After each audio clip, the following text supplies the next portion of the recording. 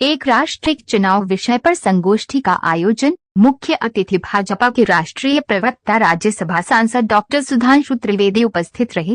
कार्यक्रम की अध्यक्षता बिहार एवं मेघालय के पूर्व राज्यपाल फागू चौहान ने किया। डॉक्टर सुधांशु त्रिवेदी ने से कहा कि संविधान निर्माताओं ने देश के लोकतंत्र की संकल्पना की। उन्होंने एक साथ सारे चुनाव कराने का फैसला किया था। 1952 से 67 तक इसी के तहत एक चुनाव किया गया। देश के आर्थिक विकास के लिए एवं कंसल्टेंट होकर काम करने के लिए, देश के आर्थिक संसाधनों के बेहतर समन्वय के लिए, राजनीति में स्वस्थ प्रतिस्पर्धा, एक सेलेक्ट होने पर सारे प्रधानमंत्री एवं मुख्यमंत्री मिलकर काम करें, जिससे समाज में सामाजिक समरसता बनी रहे। चुनाव का जो वातावरण बना रहता है वह बार बार न आए। एक रिपोर्ट मोनू पांडे के साथ।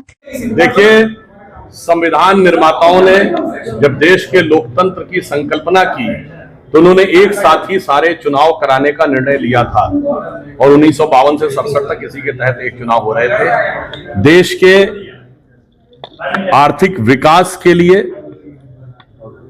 कंसंट्रेट होकर काम करने के लिए, देश के आर्थिक संसाधनों का बेहतर समन्वय के लिए, राजनीति के में स्वस्थ प्रतिस्पर्धा और एक दूसरे के प्रति, यानी एक बार सेलेक्ट हो जाए फिर सारे मुख्यमंत्री और प्रधानमंत्री मिलकर काम करें और समाज में सामाजिक समरसता बेहतर रहे, ताकि चुनाव का जो एक सरचार्ज एटमॉस्फेयर होता है वो बार बार ना आए। इन सब के लिए ये आवश्यक है और इसीलिए माननीय प्रधानमंत्री जी ने और हमारी सरकार ने कमेटी का गठन किया है और यह कमेटी के गठन के अनुसार एक देश एक चुनाव का जो विचार है ये संविधान के निर्माताओं के मूल भाव के अनुरूप है। और जो लोग इसका विरोध कर रहे हैं उन्होंने हर नए प्रयास का विरोध किया था।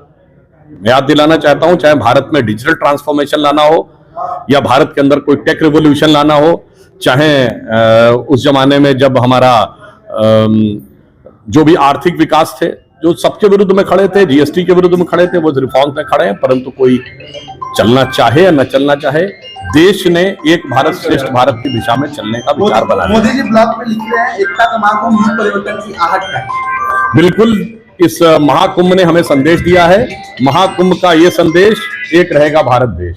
और गंगा की धारा, आज काशी की भूमि पर है, तो गंगा की धारा हमें क्या दिखा रही है? गंगा की अविरल धारा, न बटे समाज हमारा। और जो लोग समाज को बांटना चाहते थे टुकड़े टुकड़ों में और फिर एक टुकड़े को किसी कट्टरपंथी टुकड़े के साथ मिलाकर सत्ता के एक टुकड़े को पाना चाहते थे, उनके अरमान इसमें बहते हुए नजर आए हैं। तो इसलिए उनकी छटपटाहट और बौखलाहट समझी जाती है। लेकिन करोड़ों लोग गए लेकिन गांधी परिवार नहीं दिखाई दिया।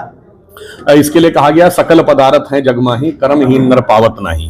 आखिरी प्रश्न, सनातन संस्कृति को लेकर योगी ने ट्वीट किया है कि गठबंधनों की संस्कृति नहीं पैदा होने देगी, क्या इसको? देखिए, ये देश वो है जहां पर कि किसी भी चीज में जड़ता नहीं है।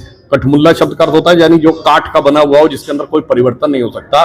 परंतु भारतीय समाज या हिंदू समाज या सनातन धर्म तो है, यह निरंतर प्रवाहमान है, जो हर प्रकार के विचार का स्वागत करता है, जो वेदों के उद्घोष को मानता है।